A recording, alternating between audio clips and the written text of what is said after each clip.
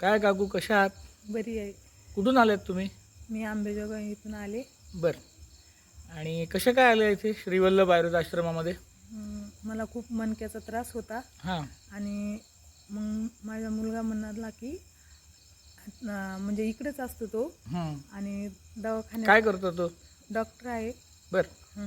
शेवटचं वर्ष आहे त्याचं. हां हां. आणि मग ते खूप दिवसांनी नारलं होता त्याचा की म्हणजे चल मग तिकडे जाऊ, सरांना दाखवू. मग मला ऑपरेशनचं सांगितलं होतं.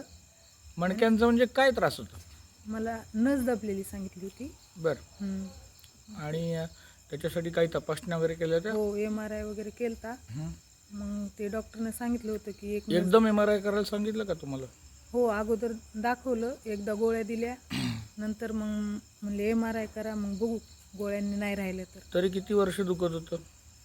3-4 वर्ष झालं दुखायला. एकदम तर दुखणं मोठं झालं नसेल? सुरुवातीला काहीतरी छोटं छोटं दुखायला लागलं असेल? ते काय अगोदर झालं? मान दुखत होती. हां. मानापासून मग कंबर दुखायला लागली. हं. मग कमरेपासून आता पाय दुखतात. हं, हं, पण इथं आल्यापासून म्हणजे कंबर कमी झाली, पाय तर दुखायचे थांबलेत हं, हं, हं. आणि मला एकदम छान वाटतंय आता.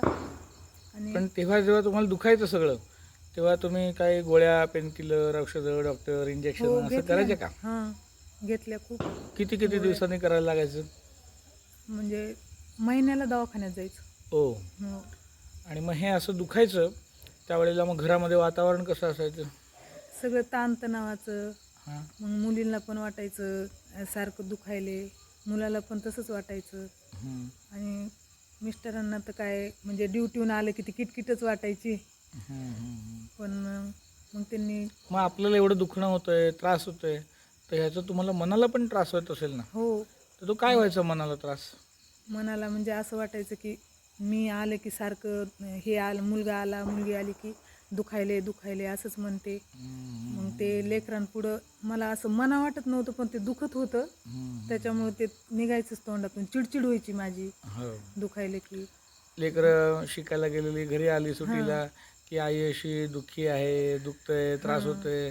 आपल्या मनाला तर वाटतंय लेकरा-बाळांना करून छान छान पदार्थ खायला हो. घालावेत आणि आपल्याला त्रास होतोय म्हणून करता तर येत नाही. येत नाही.